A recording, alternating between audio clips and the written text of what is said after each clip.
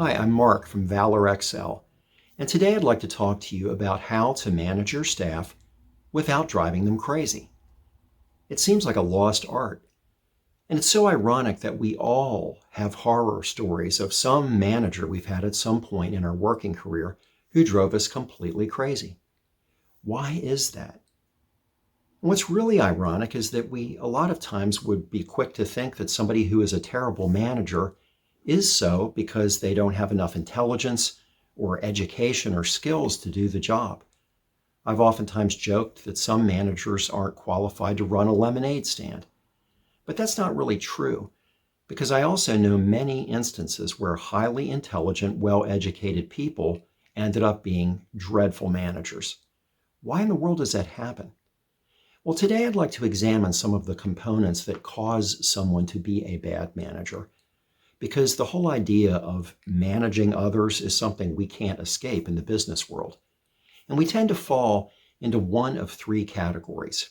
Some of us are the manager.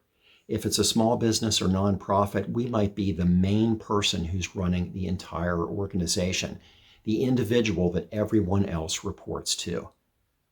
Others of us are staff members who are managed by someone. And then there are some of us who fall into the much more complex world of being a person who manages others and yet also has a manager. And so managerial approaches are crucial because we can't avoid them. We'll either be giving them or receiving them. And if we do them well, everybody benefits. If we do them poorly, everyone suffers. Now, management, like every other aspect of business, is really driven to a large extent by personality. We all have our own philosophy and approach. Everybody has their own unique individual style, and that's great. You want to be able to manage as a human being, not a robot, so let it be you. Let your managerial style emote what you embrace, but be careful to avoid the two different extremes that I'm about to talk about, because I really believe that these are the primary reasons why people wind up being dreadful managers. They fall into one of two categories, either being a micromanager or a macromanager.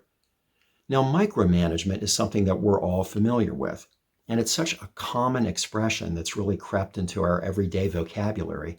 We all use the term micromanage. And the problem is it's such a ubiquitous term that it's lost a little bit of its real depth and meaning. We tend to think that a micromanager is just somebody who breathes down the necks of employees. To some extent, that's true, but it goes much, much deeper than that. Because when somebody micromanages their staff, the first thing that they're really doing is they're eroding the self-confidence of their team members. If people are made to feel like the manager has to always be present, always interjecting, always saying something, always correcting or undoing or redoing, they won't have any confidence to do their jobs well. A good manager knows how to give people the necessary tools, wind them up, and just let them go. But that's never what happens with a micromanager, because as soon as that staff person starts performing their job duties, there the manager is, jumping in. Now, it's good to know that management has your back, but if management is always standing right there at your back, that's a whole different story. And when confidence begins to be eroded, one of the other byproducts of that is that staff people will be really reluctant to cross-train. Because when managers are always inserting themselves, staff people end up becoming extremely needy. They become very reliant on management, and they may not even realize that they're doing it. But they automatically condition themselves to inserting their manager into everything they do. And as a result, maybe they never really reach a high competence level with whatever their job duties are. And if the idea of cross-training comes up, they'll be very hesitant to want to learn somebody else's job because they probably have a lot of feelings of uncertainty about their own position. At the other end of the extreme are macromanagers, and they've adopted a policy of hands off. Their decision is to focus on the loftier goals and ambitions of the organization to the exclusion of the day-to-day operations. They don't want to be bothered with whatever's going on. And it tends to be very Machiavellian because they believe the ends justify the means. But that's never really the case in a business setting, because part of being a good manager involves creating a framework of accountability for the people who report to you. It's to help them to do a good job and ensure that they're adhering to policies and procedures. But macromanagers don't want to mess with any of that. They're wrapped up in whatever the great idea of the moment is, and as a result, anything administrative simply falls by the wayside. In a situation like that, you wind up with people who initially may seem very motivated because they've been given free rein, but you suddenly discover that free rein leads to chaos in a business setting, because without someone truly leading, everybody goes off in their own direction. One of the really sad byproducts of this can be siloing, where everybody gets wrapped up in what they're doing, and they lose sight of the big picture of the organization because there's nobody there communicating the big picture. That can also occur with micromanagement, and so really either one of these is incredibly detrimental to the fabric of an organization. Another negative byproduct of these poor management styles is something that was identified by a 19th century Italian economist named Vilfredo Pareto. It's commonly referred to as the 80-20 principle or the Pareto principle. Now, Pareto originally observed that in Italy at that time, 80% of the wealth in the country was in the hands of only 20% of the population. He later discovered that that ratio was applicable to many different areas of life, particularly in the business world. And so what ends up happening is, in the true 80-20 principle, 80% of your results are coming from 20% of your efforts. So a good manager knows to focus on those key big-ticket items that will really yield results for the company. And if you can do that properly, you can really leverage your staff and resources effectively.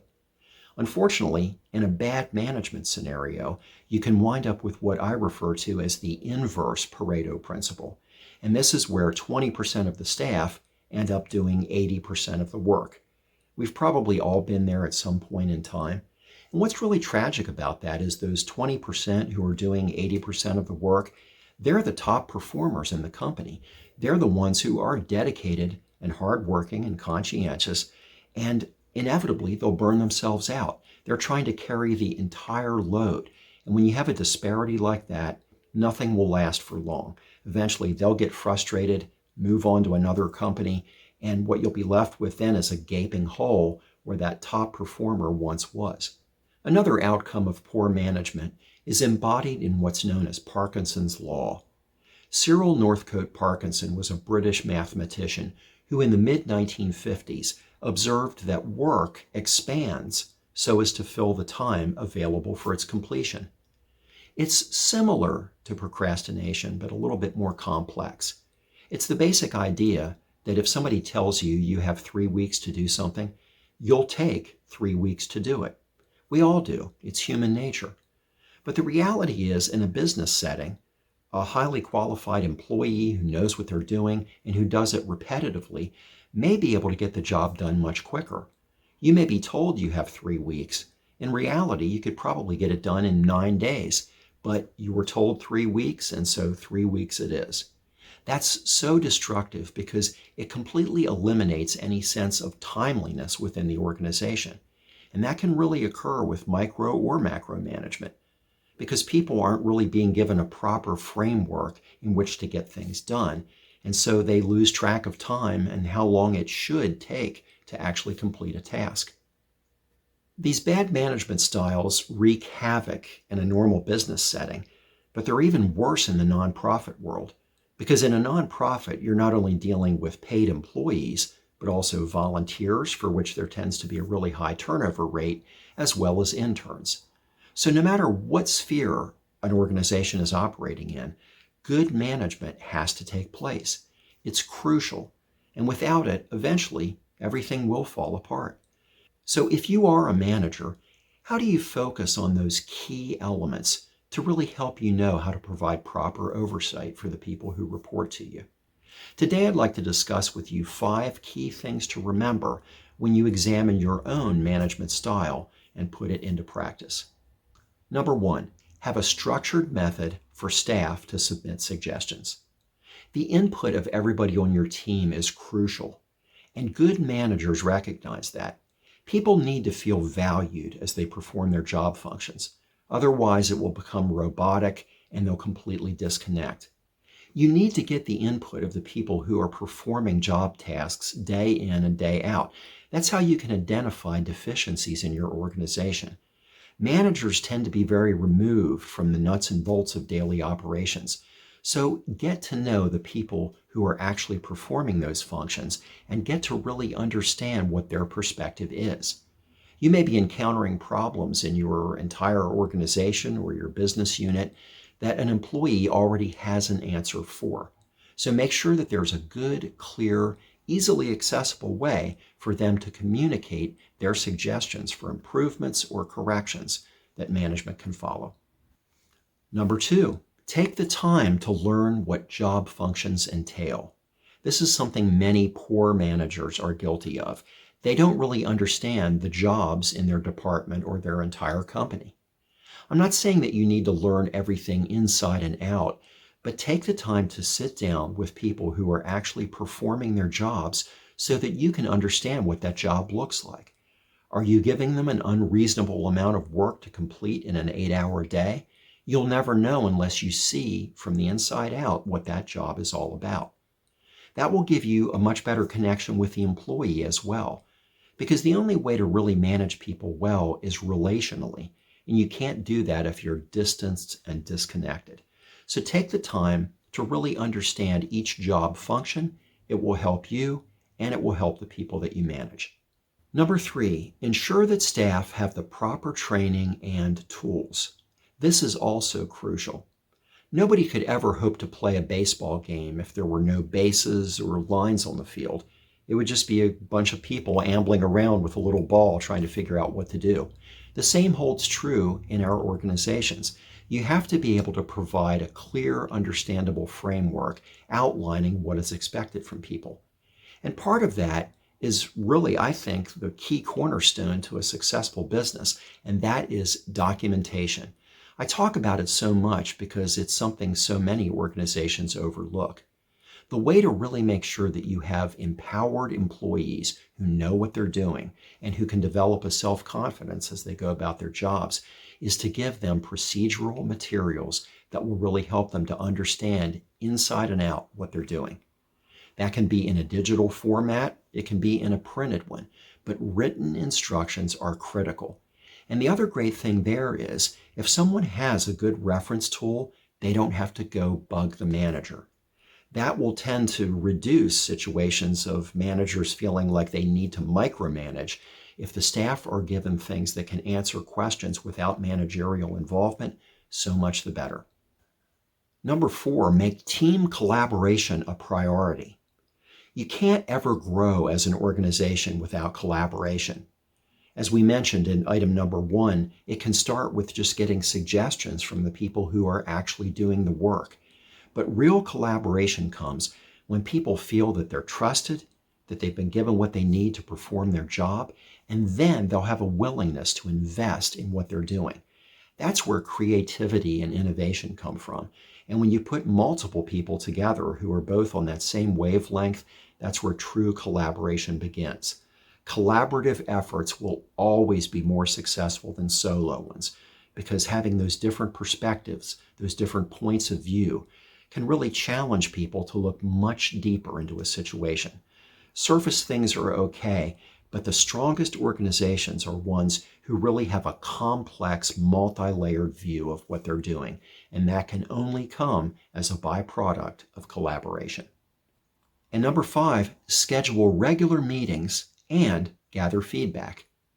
Now, this goes along with everything else we've been saying, but you need to have, ideally, a weekly staff meeting where you can pull everybody together.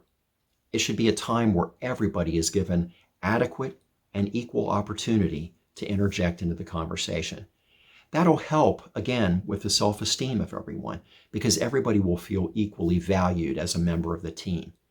It's also good because if people have questions or something they don't understand, something they've been mulling over for a couple of days, with weekly meetings, they know that it's only a few more days before everybody comes together again. It'll motivate people to prepare questions or discussion points in advance and help everybody to feel much more connected. I hope what we talked about today really made you think. And if you are a manager, please take these things to heart. And as you do manage your staff, try to really invest yourself and really put these practices into place. And if you do, everybody will win on a personal and a professional level. If this episode was beneficial for you, would you please give it a like?